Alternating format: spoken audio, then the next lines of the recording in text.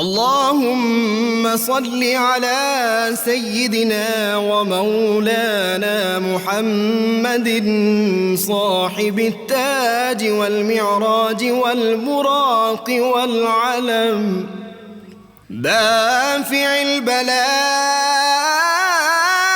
والوباء والقحط والمرض والألم، اسمه مكتوب مرفوع مشفوع منقوش في اللوح والقلم، سيد العرب والعجم، جسمه مقدس معطر مطهر منور في البيت والحرم، شمس الضحى بدر الدجى صدر العلا نور الهدى كهف الورى مصباح الظلم، جميل الشيم شفيع الأمم صاحب الجود والكرم، والله عاصمه وجبريل خادمه والبراك مركبه والمعراج سفره، وفوق سدرة المنتهى مقامه، وقاب قوسين مطلوبه والمطلوب مقصوده والمقصود موجود، سيد المرسلين خاتم النبيين شفيع المذنبين، أنيس الغريبين رحمة للعالمين، راحة العاشقين مراد المشتاقين، شمس العارفين سراج السالكين مصباح المقربين، محب الفقراء والغرباء واليتامى والمساكين، سيد الثقلين نبي الحرمين إمام القبلتين وسيلتنا في الدارين، صاحب قاب قوسين محبوب رب المشرقين ورب المغربين، جد الحسن والحسين مولانا ومولى الثقلين، سيدنا أبي القاسم محمد بن عبد الله، نور من نور الله، يا أيها المشتاقون بنور جماله، بلغ العلا بكماله، كشف الدجى بجماله، حصنت جميع خصاله، صلوا عليه وآله وأصحابه وسلموا تسليما.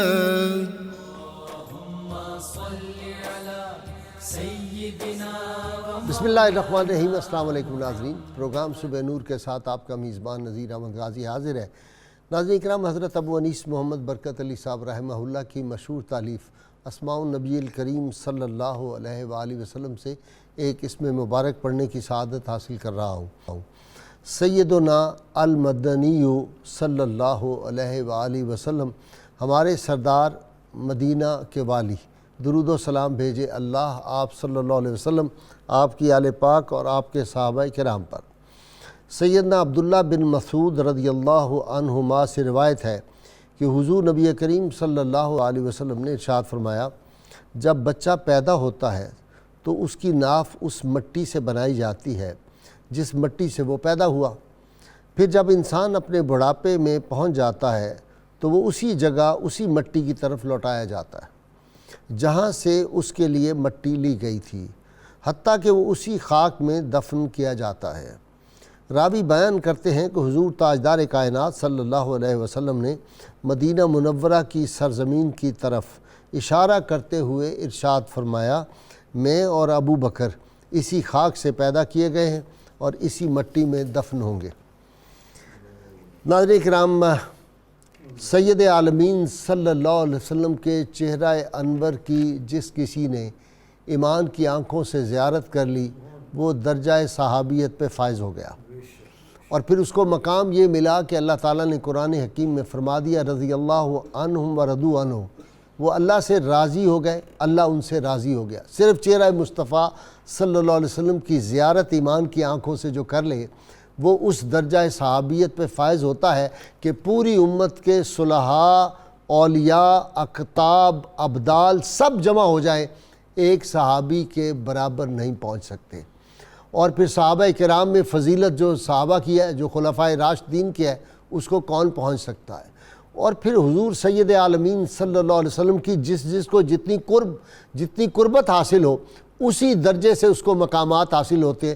مثلا سیدنا بلال حبشی رضی اللہ تعالی عنہ کو ایسے نہیں، اتنے بڑے حکمران اسلامی سلطنت کے سیدنا صدیق اکبر ہو، سیدنا عمر فاروق ہو، عثمان ذو النورین ہو، علی المرتضیٰ شیر خدا، وہ کہے ہمارا آقا بلال آ گیا، صحابہ کرام ان کو اپنا آقا کہہ کے پکاریں، ساری امت ان کو آقا کہہ کے پکارتی ہے۔ یہ قرب مصطفیٰ صلی اللہ علیہ وسلم کی وجہ ہے۔ اسامہ بن زید غلام زادے ہیں، جب مکہ فتح ہوتا ہے تو کعبۃ اللہ میں داخل ہونے کے وقت غلام زادے کو سید عالمین صلی اللہ علیہ وسلم ساتھ لے کے اندر جاتے ہیں، اور کیوں؟ قرب مصطفیٰ صلی اللہ علیہ وسلم حاصل تھا۔ اور اسی لیے سیدنا عمر فاروق رضی اللہ تعالیٰ عنہ سے کسی نے ایک دفعہ جب ان کے بارے میں بات کی تو انہوں نے کہا تم ان کا مقابلہ کر سکتے ہو؟ ان کا باپ کتنا رسول اللہ صلی اللہ علیہ وسلم سے قریب تھا۔ اور ایک آدمی سے کہا کہ تم مقابلہ، عبداللہ بن عمر نے کہا اپنے بیٹے کے حوالے سے کہ کوئی مقابلہ کر سکتا ہے بلال حبشی رضی اللہ تعالیٰ عنہ کا؟ وہ رسول اللہ صلی اللہ علیہ وسلم سے ان کو ایک قرب حاصل تھا۔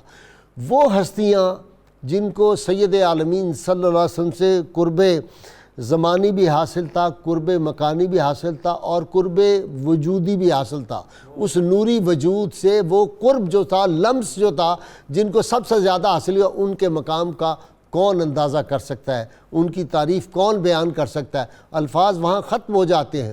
ساری دنیا کی شہزادیاں اور جو ملکہ ہیں ساری دنیا کی، وہ سب اکٹھی کر لی جائیں، لیکن ایک ٹائٹل جو ہے ام المومنین کا، یہ اعزاز اور جو شرف ہے، اس کا مقابلہ ہو سکتا ہے؟ جو امہات المومنین میں شامل ہو گئیں، اللہ تعالیٰ نے ان کو یہ مقام دیا، وہ اس دنیا میں بھی اللہ کے محبوب صلی اللہ علیہ وسلم کے ساتھ ہے، بالکل اسی طرح جنت میں بھی نبی عالمین صلی اللہ علیہ وسلم کا ان کو قرب حاصل ہوگا۔ اور جنت کا جو اعلیٰ ترین مقام ہے، جس کا ہم تصور نہیں کر سکتے، اعلیٰ ترین رب کی ربوبیت میں جو مقام ہے، اس میں محبوب خدا صلی اللہ علیہ وسلم ہوں گے اور ساتھ امہات المومنین ہوں گے۔ ناظرین کرام، آج ہم ام المومنین سیدہ جویریہ رضی اللہ عنہا کا یوم وصال، ان کے حوالے سے ان کا زہد و تقویٰ، ان کی سخاوت، ان کو اللہ تعالیٰ نے جو ظاہری اور باطنی خوبیاں اور جمال عطا فرمایا تھا، اور وہ جس کو استھیٹک سینس کہتے ہیں، جو استھیٹک ریچز ہوتی ہیں، اللہ تعالیٰ نے ان کو جمالیاتی ثروتوں سے بھی نوازا تھا۔ سید عالمین صلی اللہ علیہ وسلم کا جب ان سے تعلق بنا تو اس پہ واشنگٹن ارونگ، مونٹگومری واٹ، اور سب سے بڑا اسلام کا دشمن ولیم میور جو ہے، اس نے بھی اس بات کو مانا ہے کہ یہ جو شادی تھی، اس نے کہا کہ یہ سید عالمین صلی اللہ علیہ وسلم کی شادی کوئی نفسانی خواہشات کے لیے نہیں تھی، یہ تو آپ کی حکمت اور تدبر جو تھا وہ ثابت ہو گیا کہ بنو مستلق کے جو سردار تھا حارث، اس کی صاحبزادی سے جب شادی ہوئی تو وہ سارا قبیلہ جو تھا، ان کے وہ جو دل میں دشمنی تھی وہ ختم ہو گئی، اور وہ لوگ اسلام سے پھر وابستہ ہو گئے۔ سید عالمین صلی اللہ علیہ وسلم کی ان سے شادی کن حالات میں ہوئی تھی؟ یا آپ صلی اللہ علیہ وسلم کے نکاح میں آئیں، پھر کتنے بڑے بڑے جو جید صحابہ کرام تھے، عبداللہ بن عباس، عبداللہ بن عمر، وہ ان سے جا کے حدیث کا درس لیتے رہے اور احادیث جا کے ان سے سنتے رہے۔ کتنی حدیث ان سے مروی ہے، ان کا علمی مقام کیا تھا، ان کی سخاوت کیا تھی۔ اور ایک بڑے سردار کی بیٹی شہزادی جب رسول اللہ صلی اللہ علیہ وسلم کے دامن پاک سے وابستہ ہو جاتی ہے تو وہاں تو الفقر و فخری کا سما ہر وقت تھا، لیکن کبھی زبان پہ کوئی شکوہ نہیں آیا، اس حالت پہ خوش تھی، اور ساری زندگی اس پہ نازا تھی کہ محبوب خدا صلی اللہ علیہ وسلم کی مجھے جو ہے وہ قرب حاصل ہے۔ ناظرین کرام، ام المومنین سیدہ جویریہ رضی اللہ عنہا کا آج جو یوم وصال کے حوالے سے گفتگو کرنے کے لیے میرے ساتھ شریک گفتگو پکے صوفی، آپ ان سے واقف ہیں، علامہ منیر احمد یوسفی۔ آپ درجنوں کتابوں کے مصنف ہیں، اس بڑھاپے میں بھی، اور مستقل کتابیں تصنیف کرتے ہیں، اور دروس ان کے جو ہیں مختلف شہروں میں اس عمر میں بھی یہ جا کے دیتے ہیں۔ ہماری دعا ہے اللہ ان کو صحت کاملہ عطا فرمائے۔ یہ بہت اس دور کا غنیمت ہے ان کا وجود، میں کہا کرتا ہوں۔ ان کے ساتھ تشریف فرما ہے صوفی نوجوان سکولر اور اپ ٹو ڈیٹ نالج رکھنے والے ڈاکٹر محمد نوید اظہر، ماشاءاللہ، اور پھر ان کے ساتھ نوجوان سکولر ماشاءاللہ پروفیسر بشارت صدیق ہزاروی۔ آپ تینوں کا بہت بہت شکریہ۔ جی حضرت سیدہ پاک کا تعارف۔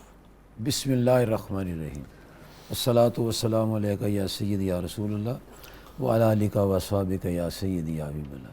اللہ تعالیٰ کا لاکھ لاکھ شکر ہے کہ اللہ تبارک و تعالیٰ نے ہم سب کو اپنے پیارے محبوب علیہ السلام کی عظیم ازواج کے ذکر کے لیے چنا ہے۔ سبحان اللہ۔ اور اللہ پاک نے بھی قرآن پاک میں سورۃ الاحزاب کی آیت نمبر 6 میں خوبصورت انداز میں فرمایا ہے، النبی اولیٰ بالمؤمنین من انفسہم وازواج امہاتہم۔ ہاں سبحان اللہ۔ مومنین کا ذکر کہ آپ کے ازواج کو ہماری مائیں فرمایا، واہ واہ واہ اور مومن ہے ہی وہ جو سب کو اپنی مائیں سمجھے۔ واہ واہ واہ۔ امہات المومنین کا ذکر کر کے پھر ان کی شان بیان کر کے اللہ پاک نے کتنے تذکرے کیے ہیں، کتنی ان کی شانیں بیان کی ہیں۔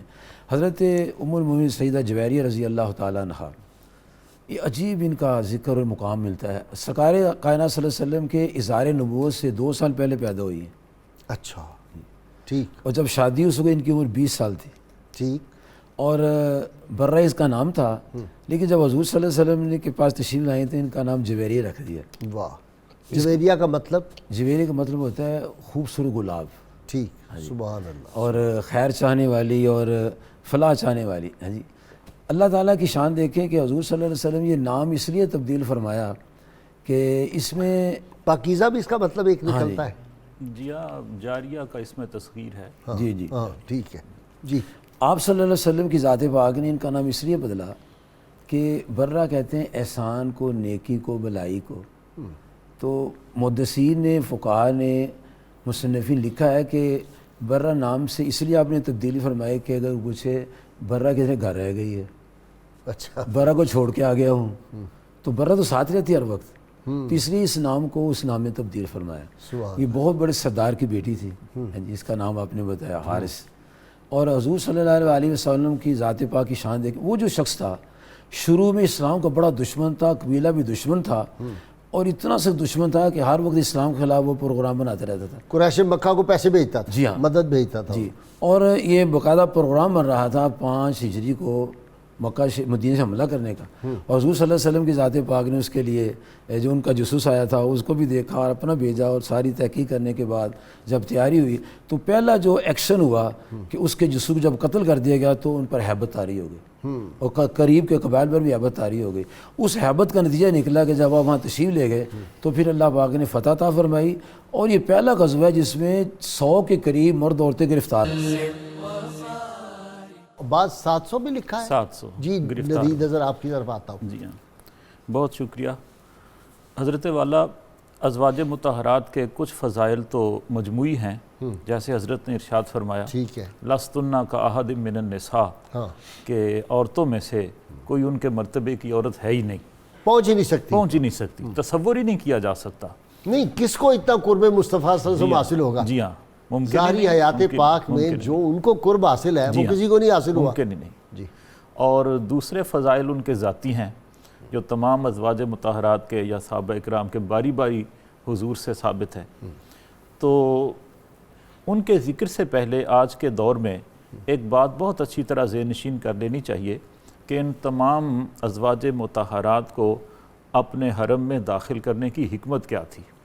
رسول اللہ صلی اللہ علیہ وسلم نے یہ جو تعدد ازواج کو اختیار کیا اس کی حکمت کیا تھی؟ پہلی بات یہ ہے کہ اللہ تعالیٰ نے جب عام انسان کے لیے مثنا و ثلاثہ و رباع کی شرط لگائی تو رسول اللہ صلی اللہ علیہ وسلم کو اس شرط سے مستثنیٰ قرار دیا، اور فرمایا کہ جو عورتیں اپنی جانوں کو آپ کے حوالے کرنا چاہیں آپ ان سے نکاح فرمائیں۔ تعداد کا ذکر ہی نہیں کیا، ٹھیک ہے، تعداد سے مستثنیٰ کر دیا۔ یہ حضور کے امتیازات میں سے ہے، آپ کے خصائص میں سے ہے۔ اچھا، ایک اور بھی بات یہاں نوید کلیئر کر دینی چاہیے کہ پہلے انبیاء کرام کی بہت زیادہ شادیاں ہوتی تھیں، بہت زیادہ بیویاں تھیں، یہ بات اس دور کے رواج کے مطابق تھی۔ ہم آج کے تناظر میں بعض اوقات اور ویسے متاثر ہو کہتے ہیں کہ جی وہ ایک ہی بیوی ہونی چاہیے فلاں، اس پہ بڑی اچھی بات وہ جو تھی نا اپنا انڈیا کی بڑی مشہور رائٹر، اس نے بڑی اچھی بات لکھی تھی، وہ جو سروجنی نائیڈو نے کہا کہ بیوی ایک رکھ کے اور دوستیاں جو ہے وہ درجنوں رکھ لی جائے، یہ بہتر ہے یا اس سے بہتر ہے کہ جائز 4 شادیاں کر لی جائیں؟ جی بڑی بڑی شخصیات جو ہسٹری میں آئی ہیں ان کا تو یہی ماضی ہے کہ بہت زیادہ دوستیاں کی۔ اینی بیسنٹ، سوری جی ہاں، میں اینی بیسنٹ کا یہ حوالہ دے رہا ہوں۔ جی جی، تو بائبل کو اگر دیکھیں نا جو مذہبی کتاب ہے تو انبیاء کرام کی ازواج کی تعداد جو ہے سن کے حیرت گم ہو جاتی ہے، 700 حضرت داؤد علیہ السلام۔ تو اس حوالے سے اگر دیکھا جائے تو رسول اللہ صلی اللہ علیہ وسلم کا جو تعدد ازواج تھا اس میں 4 بڑی حکمتیں تھیں۔ جی، پہلی حکمت یہ تھی کہ ان کو سیاسی طور پر آپ نے اس تعداد کو اختیار کیا کہ جن قبائل کی خواتین کو اپنے حرم میں داخل کیا ان کے ساتھ تعلقات بہت اچھے ہوئے، دشمنی کم ہو گئی، ان کے ذریعے اسلام کی تبلیغ بہت زیادہ ہوئی۔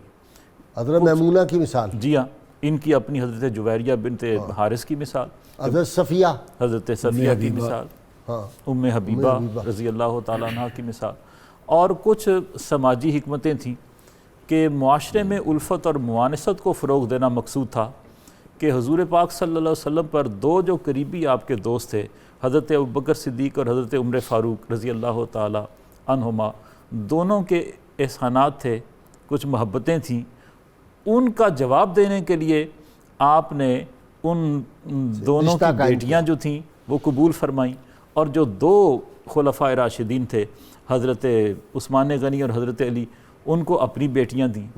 تو یہ تعلق بڑا جو تھا آپ نے خوبصورت بنا دیا۔ 4 یار جو تھے ان کو اپنی قرابت کے رشتے میں پرو دیا، سسر بن گئے، 2 داماد بن گئے۔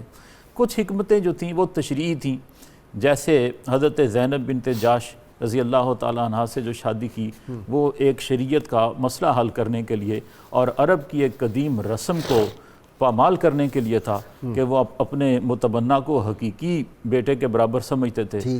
تو آپ نے اس رسم کو جو بہت بڑی اور مضبوط رسم تھی اپنے کریکٹر سے، اپنی مثال سے اس کو پامال کر دیا۔ تو اس کے علاوہ پھر وہ جو کچھ بیوہ تھیں جن کے بچے تھے، غربت تھی، ان کی سرپرستی کے لیے بعد میں حکمت یہ بھی تھی۔ اور اہم بات یہ ہے کہ عہد شباب کی عمر 55 برس تک ہوتی ہے۔ جب 50 سے آدمی گزر جاتا ہے تو بڑھاپے کی دہلیز پہ کھڑا ہو جاتا ہے۔ حضور پاک صلی اللہ علیہ وسلم نے 55 برس تک ایک ہی خاتون کے ساتھ زندگی گزاری جو پہلے 2 خامند دیکھ چکی تھی، جو عمر میں بھی دیکھیں نا، عمر میں 15 برس بڑی تھی، 15 برس کا فرق ہے، 25 اور 40۔ اور سوائے ایک زوجہ مطہرہ کے باقی تمام ازواج مطہرات بیوہ تھیں، باکرہ نہیں تھیں۔ سیدہ عائشہ صدیقہ رضی اللہ تعالیٰ عنہ۔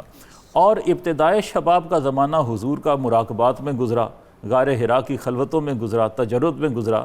تو جو آدمی شادیاں کرنے کے چکر میں ہوتا ہے اس کو اتنی پاکیزگی اور اتنی للہیت عہد شباب میں میسر نہیں آتی۔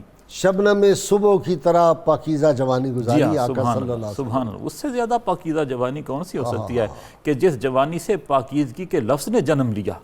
پاکیزگی کا لفظ تو پیدا ہی آپ کے قدموں کی خیرات سے ہوا، ان کے قدموں سے جو دھول اٹھی وہ پاکیزگی بن گئی، اس کے لیے پاکیزگی وجود میں آ گئی۔ بشارت بسم اللہ سیدہ جویریہ، مقام آپ کا۔ جی غازی صاحب، یہ حقیقت ہے اور کوئی بھی صاحب شعور اس بات سے انکار نہیں کر سکتا کہ اللہ تعالیٰ نے اپنی عبادت کے اندر وہ اجر نہیں رکھا جو ایمان والی نگاہ چہرے رسول صلی اللہ علیہ وسلم پر پڑ جانے کا اجر ہے۔ اب یہ تمام ازواج مطہرات امہات المومنین سے عابدیات بھی ہیں، اور پھر اس کے بعد ایک اور اعزاز یہ انہیں ملا کہ نبی علیہ السلام کے عقد میں اور نکاح میں آئیں اور امہات المومنین کا لقب ان کو ملا۔ اور پھر دوسری بات یہ ہے کہ یہ تمام ازواج مطہرات یہ اللہ کا انتخاب ہے، اللہ تعالیٰ نے اپنے حبیب صلی اللہ علیہ وسلم کے لیے ان کا انتخاب فرمایا۔ پھر ان کے اخلاص، تقوی، شرم و حیا، وفاداری کا عالم کیا ہوگا کون اندازہ کر سکتا ہے۔ حضرت سیدہ جویریہ رضی اللہ تعالیٰ عنہ ام المومنین، آپ کا نکاح حضور صلی اللہ علیہ وسلم سے ہوا، اور نکاح کے اندر جس طرح قبلہ یوسفی صاحب نے بھی ارشاد فرمایا کہ قبیلہ بنو مستلق جو حملہ آور ہوا اور مال غنیمت جو مسلمانوں کے حصے میں آیا اس میں جو خواتین تھی وہ کنیزیں بنی اور آپ حضرت ثابت بن قیس رضی اللہ تعالیٰ عنہ کے حصے میں آئیں۔ ثابت بن قیس رضی اللہ تعالیٰ عنہ سے آپ نے مکاتبت کی۔ مکاتبت سے مراد یہ ہے کہ آقا اپنے غلام یا لونڈی سے کہے کہ آپ مجھے اتنی رقم دے دیں تو آپ آزاد ہیں، تو 9 اوقیہ سونا طے پایا کہ آپ مجھے دے دیں تو میں آپ کو آزاد کر دوں گا۔ حضرت ام المومنین عائشہ صدیقہ رضی اللہ تعالیٰ عنہ نے یہ اوقیہ کتنا ہوتا ہے؟ میرے ذہن میں نہیں اس وقت۔ قریباً 4000 درہم کے برابر۔ 4000 درہم کے برابر۔ اس کا وزن کتنا ہوتا ہے یہ نہیں پتا؟ وزن یہ اونس کے برابر 1071 گرام بنتا ہے یہ 9 کے۔ اچھا جی، تو آپ حضور صلی اللہ علیہ وسلم کی خدمت میں حاضر ہوئیں اور حضرت عائشہ صدیقہ رضی اللہ تعالیٰ عنہ نے اس ساری بات کو بیان کیا کہ میں نے دیکھا کہ آپ آئیں اور آپ سے بڑھ کر حسن و جمال والی، بہت خوبصورت تھیں آپ، اور آپ نے نبی علیہ السلام کی بارگاہ میں عرض کیا کہ آپ جانتے ہیں کہ ثابت بن قیس کے پاس میں آئی ہوں، اب میں نے ان سے مکاتبت کی ہے تو اب آپ میری مدد کریں۔ تو نبی علیہ السلام نے فرمایا کہ اس سے بہتر صورت میں آپ کو بتا دوں وہ یہ ہے کہ میں آپ کو آزاد کر کے آپ کے ساتھ نکاح کر لیتا ہوں۔ تو نبی علیہ السلام نے آپ کے ساتھ نکاح فرمایا اور 40 غلام جو تھے آپ کے خاندان کے وہ حق مہر کے طور پر آزاد کیے گئے۔ اب آپ خود بیان فرماتی ہیں کہ اصل میں نے ایک خواب دیکھا تھا جب یہ قبیلہ بنو مستلق مدینہ طیبہ آنے والا تھا، تو 3 دن پہلے میں نے ایک خواب دیکھا۔ وہ خواب یہ تھا کہ مدینہ طیبہ کی جانب سے ایک چاند آیا اور وہ میری گود میں اترا، اور اس وقت یہ آوازیں تو کان میں پڑتی رہتی تھی کہ مدینہ طیبہ کے اندر حضور صلی اللہ علیہ وسلم تبلیغ فرما رہے ہیں اور آپ نے نبوت کا اظہار فرمایا ہے۔ جی بالکل، جو ہے ظہور ہو چکا۔ آپ فرماتی ہیں کہ جب میں نبی علیہ السلام نے یہ بات ارشاد فرمائی تو میں یہ بات سمجھ گئی کہ اب وہ جو میرے خواب کی تعبیر تھی وہ اب پوری ہو رہی ہے اور اب میں نبی علیہ السلام کے نکاح میں آنے لگا۔ غازی صاحب یہاں ایک بڑی قابل توجہ بات یہ بھی ہے جو بعض راویوں نے لکھا کہ جب ان کے والد ان کو آزاد کروانے آئے تو نبی علیہ السلام نے ان سے ارشاد فرمایا کہ آپ خود جا کر حضرت جویریہ سے پوچھیں وہ کیا کہتی ہیں، ان سے پوچھیں۔ جب یہ گئے حضرت جویریہ رضی اللہ تعالیٰ عنہ کے پاس، کتنی گہری حکمت ہے کہ جائیں ان سے پوچھیں، کوئی سختی نہیں، جی بالکل، کوئی زبردستی، کوئی جبر، کوئی زور نہیں۔ اب ان کے والد حارث بن ابی درار نے کہا جو بعد میں مسلمان ہوئے کہ آپ میرے ساتھ چلی جائیں، یہاں کے حالات آپ نے دیکھ لیے اور میں تو ایک قبیلے کا سردار ہوں اور ناز و نام میں آپ کی پرورش ہوئی اور یہاں فقر ہے، تو آپ میرے ساتھ چلیں۔ تو انہوں نے کہا کہ میں اب دامن رسول صلی اللہ علیہ وسلم کو نہیں چھوڑ سکتی۔ نہیں، انہوں نے کہا کیا بھلا آ سکے زندگی کے مزے، دور رہ کر حبیب خدا سے مجھے بادشاہوں سے بہتر بھکاری ہے وہ، ان کے در پر جو ٹکڑوں پہ پلتا رہا۔ اور یہی بات غازی صاحب آپ دیکھیں اسلام کا نظام عدل اور حضور نبی رحمت کی رحمت بری تعلیمات کی یہی بات حضرت صفیہ بنت حی بن اخطب سے بھی آپ نے فرمائی تھی کہ اگر آپ جانا چاہتی ہیں واپس تو آپ چلی جائیں۔ یہی جناب زید کے حوالے سے کہا جب ان کے والد اور چچا آئے، لیکن ان میں سے کوئی بھی حضور صلی اللہ علیہ وسلم کے دامن رحمت کو چھوڑنے کے لیے تیار نہیں ہوا۔ اس نے اپنا بنا کے چھوڑ دیا، کیا سیری ہے، کیا رہائی ہے۔ اسی واقعہ میں حضرت حارث کا ایک بڑا خوبصورت بیان آتا ہے کہ آپ اب ان کو پتہ چلا کہ میری بیٹی لونڈی بنا لی گئی ہے، جبکہ تبدیلی آ چکی تھی۔ ٹھیک، ان کے آتے ہی وہ اونٹ لے کر آئے کہ میں فدیہ دے کے اپنی بیٹی کو لے جاؤں گا۔ کافی سارے اونٹ تھے، کافی سارے اونٹ تھے، ان میں تو سے جب وادی عقیق پہنچے تو 2 اونٹ جو تھے نا ان کو بہت پیارے تھے، سرخ، وہ انہوں نے چھپا دیے وہاں اور باقی اونٹ لے کر آ گئے۔ اور کریم آقا صلی اللہ علیہ وسلم نگاہ ہے نبوت، سبحان اللہ، جب اونٹ پیش کیے کہ جناب میں فدیہ کے لیے لے کر آؤں، پھر وہ 2 اونٹ کدھر ہیں جو چھپا کر تم آئے تھے؟ اب اسی بات نے دل بدل دیا، کہنے وہ تو میرا ذاتی فعل تھا، کوئی مجھ سے پہلے آیا نہیں ہے، کسی نے بتایا نہیں ہے، ان کا یہ بتا دینا اس بات کی دلیل ہے کہ اللہ کے نبی ہیں۔ اور اس سے یہ پتہ چلا کہ پہلے لوگ جو تھے وہ غیب کی خبریں سن کے مسلمان ہوتے تھے، اب کہتے ہیں غیب کی خبریں وہ کافر ہو جاتا ہے، الٹا نظام چل پڑا ہے۔ انہوں نے اسلام کے نور سے اپنے دل کو منور فرمایا اور اللہ تبارک و تعالیٰ کی شان دیکھیں۔ دیکھیں کچھ قلوب جو ہے نا وہ نور کے لیے منتخب ہو جاتے ہیں اور کچھ جو سعید روحیں وہ منتخب ہو جاتی ہیں، جو سعید روحیں نہیں ہوتی وہ ان کی طرف وہ نور کی بات جاتی نہیں۔ یہ بھی مسئلہ، یہ بھی ہے۔ اچھا، 2 باتیں اس میں اور بھی ضروری ہیں کہ آپ نے ان کو فرمایا کہ آپ میرے ساتھ نکاح کر لیں، ٹھیک ہے۔ اچھا، اس میں سورۃ الاعراف کی آیت نمبر 203 میں یہ بات آتی ہے کہ نبی صلی اللہ علیہ وسلم ہر وقت اللہ سے تعلق ہے، قل انما اتبع ما یوحی الی من ربی، کہ میں تو ہر اس کام کی اتباع جو میری طرف وحی آتی ہے، تو یہ کام بھی وحی الہی سے ہوتا تھا۔ ما ينطق عن الهوى ان هو وحی یوحی. تو حضور صلی اللہ علیہ وسلم وابستہ رہتے ہر وقت حضور اللہ تعالیٰ کے ساتھ بھی، اور اللہ تعالیٰ کے ساتھ مشاورت اور اللہ کے احکام کی سپریمیسی جو ہے اس کا بھی اظہار ہوتا تھا.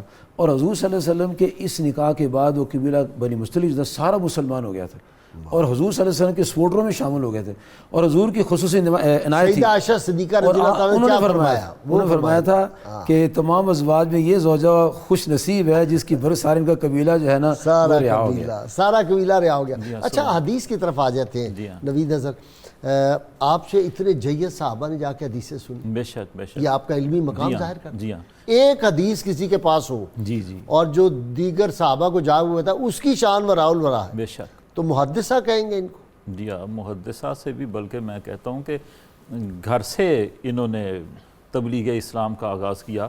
تعدد ازواج کی ایک بڑی حکمت یہ بھی تھی کہ تبلیغ اسلام مقصود تھی. حضور پاک صلی اللہ علیہ وسلم، جی ہاں، حضور پاک صلی اللہ علیہ وسلم تو ہر وقت بے پناہ مصروفیت میں ہوتے تھے.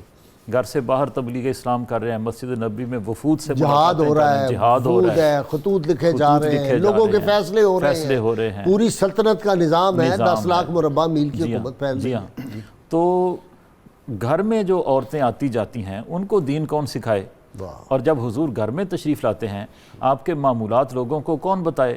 تو بڑی بصیرت رکھنے والی خواتین کی ضرورت تھی جو گھر میں ہوں اور حضور صلی اللہ علیہ وسلم کی ادائیں دیکھیں، آپ کی سنتیں دیکھیں، آپ کے معمولات دیکھیں، سونا جاگنا دیکھیں، اٹھنا بیٹھنا دیکھیں، کھانا پینا دیکھیں، اور وہ لوگوں کو بتائیں کہ حضور پاک صلی اللہ علیہ وسلم کی خانگی زندگی ایسی تھی. آج کل بہو بیٹیاں پڑھی ہوئی ہیں، یونیورسٹی سے پڑھ کے آتی ہیں، کالج میں، لیکن گھر میں وہ جو ایک خوشگوار ماحول ہے وہ کیوں نہیں پیدا ہوتا؟ وہ کس طرح ہو؟ یونیورسٹیوں اور کالجوں میں آج کل جو تعلیم دی جا رہی ہے اس سے یہ توقع رکھنی بھی نہیں چاہیے کہ اس سے گھروں میں سکون پیدا ہوگا. ٹھیک، وہ تو تعلیم ہی بالکل ڈیفرنٹ قسم کی ہے، تعلیم دینے والے ہی ڈیفرنٹ قسم کے ہیں. ٹھیک ہے. ہم سمجھتے تھے کہ لائے گی فراغت تعلیم، کیا پتہ تھا چلا آئے گا الہاد کے ساتھ. طفل سے بو آئے کیا ماں باپ کے اتوار کی، دودھ تو ڈبے کا ہے، تعلیم ہے سرکار کی. انہوں نے دین کب سیکھا ہے؟ جا کر شیخ کے گھر میں، پہلے کالج کے چکر میں، مرے صاحب کے دفتر. جی ہاں جی. تو اس میں تو دین کا کوئی پہلو ہی نہیں ہے. یہ چاہیے کہ گھروں میں قرآن مجید کی تعلیم پر ان کو توجہ دلائی جائے، ان کو ترغیب دلائی جائے، اور اسلام نے جو احکام بتائے ہیں، جو فضائل خاوند کے بتائے ہیں، ان کو پیش نظر رکھا جائے. بڑا مسئلہ یہاں آتا ہے کہ میکے والے شادی کے بعد بھی بیٹی پر اپنی بالادستی قائم رکھتے ہیں. شادی کے بعد عورت کے لیے سب سے بڑا رشتہ اس کے خاوند کا ہے، اور اس کو مجازی خدا قرار دیا گیا ہے، اور بتایا اس کو مقابلے میں کھڑا کر دیتے ہیں. تم نے سسرال جانا ہے، تم نے ساس کے سسر کے خاوند کا مقابلہ کرنا ہے، یہ مخالف پارٹی. جی ہاں، رسول اللہ صلی اللہ علیہ وسلم نے اس مقابلے کو ختم کر دیا. فرمایا مقابلہ ہے ہی کوئی نہیں، خاوند ہی خاوند ہے. عورت کی عبادت، اس کے نوافل، اس کی تمام جو نیکیاں ہیں، ان کی بنیاد اس کا خاوند ہے. عورت کی جنت اس کے خاوند کی خدمت میں رکھی گئی ہے. اور خاص طور پر جن لوگوں کی بیٹیاں کماتی ہیں وہ شادی کے بعد بھی بیٹیوں سے مالی فائدہ حاصل کرنا چاہتے ہیں. اس وجہ سے فیملی سسٹم جو ہے ناکام ہو جاتا ہے. یہ باقی جی کوئی وظیفہ ان کو بتائیں جی. اس طرح کے مسائل یہ ہر دوسرے تیسرے گھر کا یہی مسئلہ بنا ہوتا ہے. غازی صاحب اگر ہم بیس سے چلے نا، بیس تو اس میں ہماری کمی ہے پورے معاشرے اللہ ماشاءاللہ. وہ کیا ہے؟ نبی کریم صلی اللہ علیہ وسلم فرماتے ہیں کہ سب سے پہلے اذان دو کان میں. نمبر 2، جب بچہ بولے تو اللہ کا لفظ سکھاؤ. جب رائٹ اور لیفٹ کی پہچان کر اس کو نماز کی تعلیم دے دو. 7 سال میں پڑھنے کو حکم، 10 سال ان کو تنبیہ کر کے پڑھاؤ. اچھا، اب ان بچیوں، ہماری قوم کی بچیوں کو چاہیے کہ حضور صلی اللہ علیہ وسلم کی ازواج مطہرات اور پیاری بیٹیوں کی سیرت کا مطالعہ کرے. کس طرح وہ صابرہ تھی، متوکلہ تھی. حضور صلی اللہ علیہ وسلم نے جب سیدہ فاطمہ رضی اللہ تعالیٰ عنہا کا نکاح فرمایا جناب علی سے تو ڈویژن آف ورک کر دی. فرمایا آپ نے باہر کے کام کرنے، اپنے گھر کے کام کرنے. اور باوضو چکی چلاتی تھی، باوضو آٹا گونتی تھی، باوضو روٹی پکاتی تھی. یہاں ٹی وی سامنے لگا ہوا ہے، موبائل سامنے ہے، اور فیس بک پر چل رہا ہے، اور روٹی پتہ نہیں پک رہی کہ نہیں پک رہی. اور یہ دھیان روٹی بازار سے آ جاتی ہے. حضور صلی اللہ علیہ وسلم برگر باہر سے آ جائے گا، شوارما آ جائے گا، باہر سے آ جائے گا، وہ پتہ نہیں پلید ہاتھوں کا بنایا ہوا کس طرح گند ہے. جو پاکیزہ، مجھے تو جی ہم نے جن گودوں میں پرورش پائی ہے، میری والدہ محترمہ نے کبھی تہجد صبح کی نماز سے پہلے تہجد پڑھ کے آٹا گوندتی تھی سیدہ اور جویری باوضو روٹی پکاتی تھی. سیدہ جویریہ رضی اللہ عنہ کا دیکھیں, آپ سرکار صلی اللہ علیہ وسلم دیکھا کہ وہ فجر کی نماز کو مصلی پر بیٹھی ہیں اور باہر تشریف لائے اور چاش تک بیٹھی رہی سبحان اور وظیفہ کر رہی ہیں. فرمایا جویریہ آپ کیا کر رہی ہو؟ کہا اللہ کا ذکر کر رہی ہوں. فرمایا دیکھو تم نے اتنا کچھ کیا ہے, میں نے 4 دفعہ یہ پڑھا ہے سبحان اللہ و بحمدہ سبحان اللہ. اور عدد خلقہ و نفسہ و وزنۃ عرشہ و مداد کلماتہ. ہمارا تم یہ 4 دفعہ پڑھ لی تھی نا, تو جتنا تو نے پڑھا ہے نا اس کے وزن سے یہ اعلیٰ شان ہو جاتا ہے. تو آپ نے تعلیم دی ان کو. اور پھر دیکھیں صحابیات کو اور صحابہ کرام کو آپ تعلیم دیتے تھے. اگر کوئی آپ کے پاس اپنی مالی تنگی کا ذکر کرتا, پریشانی کا ذکر, آپ کو وظائف بتاتے تھے. عوف بن مالک رضی اللہ عنہ کی پریشانی آئی تو آپ نے اس کو فرمایا ایسے کرا کرو کہ تقوی کا دامن نہ چھوڑنا, صبر کرنا, اور لا حول ولا قوت الا باللہ ہل علی العظیم کا ورد کرو. اور اللہ پاک کی شان جب آپ کے حکم پر عمل کیا تو اللہ لہریں بہریں لگا دیے. لہریں بہریں ہو جاتی ہیں. جی جی غازی صاحب واپس آ جاتے ہیں. احادیث مبارکہ آپ سے روایت ہے کافی. 7 احادیث ہیں جو حضرت جویریہ رضی اللہ تعالیٰ عنہ سے روایت کی گئی ہیں. ان میں سے 2 مسلم شریف میں ہیں اور باقی بخاری شریف میں بھی ہیں اور دیگر کتب میں بھی ہیں. کون سی کوئی؟ جی میں ان میں سے 2 احادیث بڑی معروف ہیں. اچھا جی. ایک تو یہ ہے کہ آپ نے فرمایا کہ حضور نبی رحمت صلی اللہ علیہ وسلم نے جب پردہ فرمایا تو نہ آپ نے کوئی کنیز چھوڑی, نہ سونا, نہ چاندی, اور نہ کوئی غلام چھوڑا. جی. اور دوسری حدیث شریف یہ ہے کہ مردوں کے والے سے نبی علیہ السلام نے ریشم کا لباس جو ہے اس کو حرام قرار دیا, اور آپ نے فرمایا کہ جو دنیا کے اندر ریشم کا لباس پہنتا ہے کل اس کو جہنم میں آگ کا لباس پہنایا جائے گا. پیر حضرات جو آج کل اللہ ماشاءاللہ جی وہ تو ریشم پہن سکتے ہیں نا پیر. جی وہ پھر آگے علماء یہ نعت خان اور پیر بعض یہ تو ایکسیپشن ہے نا کہ نہیں؟ نہیں غازی صاحب یہ حضور صلی اللہ علیہ وسلم کی تعلیمات تو سب کے لیے ہیں. جی تو باقی اگر کوئی اس سے انحراف کرتا ہے تو پھر وہ اپنا انجام بھی سوچ لے. تو اس میں بڑے واضح الفاظ میں فرمایا گیا. اور دوسری بات غازی صاحب یہ ہے کہ تعلیم کے والے سے اگر آپ اجازت دیں میں ایک بات عرض کرنا چاہتا ہوں.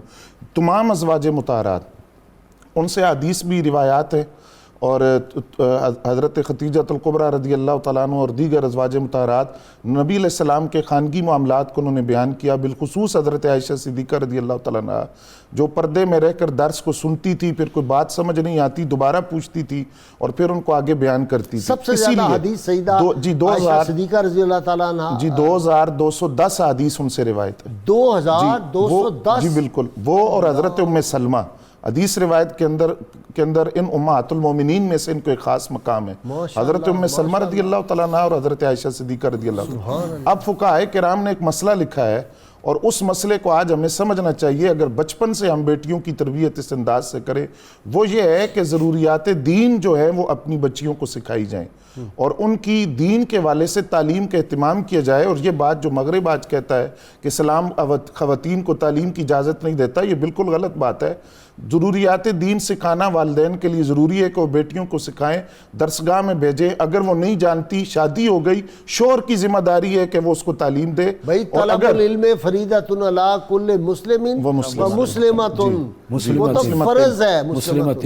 مسلمتن جی وہ تو فرض ہے ہر ایک. اور اگر شوہر بھی نہیں جانتا تو وہ خود بھی سیکھے, لیکن اپنی اس بیوی کے لیے وہ کسی درسگاہ کا معلمہ کا انتخاب کرے جو اس کو ضروریات دین کی تعلیم دے. اور اس کے لیے فقہاء نے لکھا کہ اس خاتون کو گھر سے باہر جانے کی بھی اجازت ہے. وہ گھر سے باہر جا کر ضروریات دین کو پردے میں رہ کر سیکھ سکتی ہے. تو اسلام نے تو اس قدر تعلیم پر زور دیا. اب حضرت جویریہ رضی اللہ تعالیٰ عنہ کے ذریعے جو 2 دین کے بنیادی مسائل اور اصول ہمارے سامنے آئے. ایک تو آپ کے نام کے حوالے سے کہ چونکہ برہ نام سے ایک منفی پہلو بھی نکل سکتا تھا تو نبی علیہ السلام نے اس نام کو تبدیل فرما دیا. تو یہ درس بھی ہے باقی امت کے لیے کہ ایسا نام اچھے رکھنے چاہیے, نام اچھے رکھنے چاہیے. ہمارے سامنے تو یہ جو ڈرامے میں کوئی خاتون جو ہے اس کو شہرت مل جائے, کوئی فلمیں بنانے میں شہرت مل جائے, مشہور, اس کا نام نہیں رکھنا چاہیے. غازی صاحب آپ یقین جانیں کہ اب لوگ ایسے نام رکھ کر اس کا معنی پوچھتے ہیں, نہ وہ فارسی ڈکشنری میں ہے, نہ عربی کی کسی لغت میں, نہ انگریزی کی ڈکشنری میں اس کا کوئی معنی ملتا ہے. نہیں لیکن ڈرامے میں تو ہوتا ہے. جی بالکل. وہ کہتے ہیں فلاں جو ڈرامہ آرٹسٹ تھی اس کا نام تھا. ہمارے سامنے صحابیات انبیاء کے نام ہیں، صحابہ کرام کے نام ہیں، اہل بیت اطہار کے خوبصورت نام ہیں، ناموں کی برکت بھی ان ہوتی میں ہے۔ بالکل، اسی لیے تو آپ دیکھیں کہ یہ نام تبدیل کیا گیا۔ دوسری بات یہ ہے کہ نبی علیہ السلام آپ کے کاشانے میں تشریف لائے، جلوہ گر ہوئے، تو آپ نے پوچھا کہ کھانے کے لیے کیا ہے؟ عرض کیا کہ گوشت ہے جو ہماری کنیز کو کسی نے صدقہ دیا ہے، تو آپ نے فرمایا یہ صدقہ اس کے لیے، ہمارے لیے ہدیہ اور تحفہ ہے۔ 70 اٹھیں گے قرب قیامت میں قبر سے بندے، تو کیا میں اپنے والد کی قبر میں دفن ہو سکتا ہوں؟ ہو سکتے ہیں جی، کیونکہ قبروں میں جب داخل ہوتا ہے آدمی تو عام بندے کی قبر میں باقی کچھ نہیں رہتا پھر، ٹھیک، اور یہ تو اس سے بھی زیادہ پتہ نہیں قبروں بنی ہوئی ہیں ہمارے ادھر وہ چائنا نہیں، اس جہان میں تو ویسے ہی ملاقات ہو جائے گی، یہ دفن کسی جگہ بھی ہو، جب عالم ارواح میں برزخ میں جائیں گے تو ان کی آپس میں ملاقات صحیح بخاری شریف میں آتا ہے کہ جتنی مرضی بندی قبر میں چلے جائیں سارا جسم سپائل ہو جاتا ہے، لیکن دمچی کا ذرہ رہ جاتا ہے باقی، اور اس سے پھر انسان جو ہے بنے گے سارے۔ ٹھیک ہے، اب ایک قبر میں چاہے 1000 چلے جائیں وہ دانہ تو نہیں ختم ہوتا نا، صحیح تو بات۔ یہ اس میں کوئی فرق نہیں پڑتا۔ رسول اللہ صلی اللہ علیہ وسلم کے ہم زلف وہ کہتے ہیں کہ تھے، جو ازواج مطہرات تھیں ان کی بہنیں بھی تو لوگوں کے نکاح میں تھیں نا، جی جی تو آپ صلی اللہ علیہ وسلم کا ان کے حسن سلوک بہت زبردست تھا۔ جی بالکل، وہ تو کافی ساری اس کی مثالیں موجود ہیں۔ ہاں، وہ کوئی بتا دیں، ایک وہ کہہ رہے ہیں کچھ۔ جی، جس طرح حضرت خدیجہ الکبریٰ رضی اللہ تعالیٰ عنہ کی بہن تھی حضرت حالہ، ٹھیک ہے، جی ان کے والد سے بھی موجود ہے۔ پھر حضرت عائشہ صدیقہ رضی اللہ تعالیٰ عنہ کی مشیرہ حضرت اسماء بنت ابی بکر رضی اللہ تعالیٰ عنہ، وہ حضرت زبیر بن العوام رضی اللہ تعالیٰ عنہ۔ ہاں ٹھیک ہے، وہ حضور کے ہم زلف تھے اور بہت اچھے آپس میں تعلقات، محبت کے تعلقات، بلکہ ان کی بڑی شان بیان کی ہے نبی صلی اللہ علیہ وسلم نے۔ جی یہ تو ہو گیا جی سوال۔ جی آپ سے بات ہو رہی تھی میری، یہ بات کر رہے تھے تعلیم کی، اچھا ٹھیک، میں اس حوالے سے عرض کر رہا تھا جی جی یقین، کہ اللہ تعالیٰ کی ذات پاک کے محبوب صلی اللہ علیہ وسلم نے جو فرما اپنے حدیث بیان، طلب العلم فریضۃ علی کل مسلم مسلمۃ، اب یہ سیکھیں گی تو آگے سکھائیں گی، تو اللہ پاک نے سورۃ توبہ کی آیت نمبر 71 میں فرمایا ہے والمؤمنون والمؤمنات بعضهم اولیاء بعض یامرون بالمعروف وینہون عن المنکر، کہ مرد مردوں کے دوست ہیں، عورتیں کی سہیلیاں ہیں، اور یہ نیکی کو حکم کرتی ہیں، برائی سے منع کرتی ہیں۔ اب نیکی کی تعلیم ہوگی تو سکھائیں گے، اس کو خود پتہ ہوگا تو پتہ ہوگا آگے نا۔ بتائیں گے۔ اسی لیے نبی صلی اللہ علیہ وسلم کی ذات پاک نے جب سید حفصہ رضی کی شادی ہوئی تو بیوی شفا سے کہ ان کو لکھنا سکھا دو، تو آپ تو خصوصی طور پہ اہتمام فرماتے تھے، اور ازواج مطہرہ اور حضرت سیدہ عائشہ صدیقہ رضی اللہ عنہ کے تقریباً 200 صحابہ اور تابعین شاگرد تھے، اللہ، اتنا علم پھیلاتے تھے، 200 صحابہ اور تابعین، اتنا فیض ہو رہا تھا۔ اور یہ جب تو گھر سے، یونیورسٹی تھی ایک اپنی ذات میں۔ جی ہاں، جب گھر سے علم کے سوتے پھوٹیں گے تو فیض تو دنیا لے گی نا۔ اس لیے ہماری قوم کو، اپنی بچیوں کو دین کا علم سکھانا۔ ویلکم بیک ناظرین کرام، کتاب الشفا سے نسخے کا وقت ہو گیا۔ بھوک کی کمی یا بھوک اگر نہ لگتی ہو تو اس کا روحانی علاج۔ جس شخص کو بھوک کم لگتی ہو تو سورۃ الشعراء کی آیت نمبر 79 41 بار پڑھ کر دم کر کے کھائے، اور یا پانی پر دم کر کے پی لے، انشاءاللہ تعالیٰ اس مرض سے شفا ہوگی۔ شرط یہ ہے 11 مرتبہ اول و آخر کم از کم کوئی بھی درود پاک جو آپ کو آتا ہو ضرور پڑھیں۔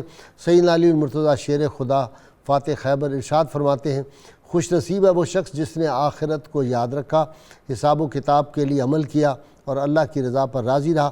ناظرین کرام، اللہ کریم سے دعا ہے اللہ تعالیٰ ہمیں حضور رحمت عالمین صلی اللہ علیہ وسلم کی غیر مشروط محبت اور لامحدود وفاداری نصیب فرمائے۔ جی وقار فریدی، کیا ہو بیان عظمت حضرت جویریہ کی، ہے مصطفیٰ سے نسبت حضرت جویریہ کی، کیا ہو بیان عظمت حضرت جویریہ کی۔ سرکار دو جہاں کے حجرا کی ہے وہ زینت، سرکار دو جہاں کے حجرا کی ہے وہ زینت، رب نے بیاں کی رفعت، رب نے بیاں کی رفعت، حضرت جویریہ کی کیا ہو بیان عظمت، حضرت جویریہ کی۔ وہ مومنوں کی ماں ہے، تا حشر جاویداں ہے، سب پہ فیض الفت، سب پہ ہے فیض الفت، حضرت جویریہ کی کیا ہو بیان عظمت، حضرت جویریہ کی۔ ساجد نبی کی زوجہ ہے وہ محدثہ بھی، ہے کس قدر فضیلت، ہے کس قدر فضیلت، حضرت جویریہ کی کیا ہو بیان عظمت، حضرت جویریہ کی۔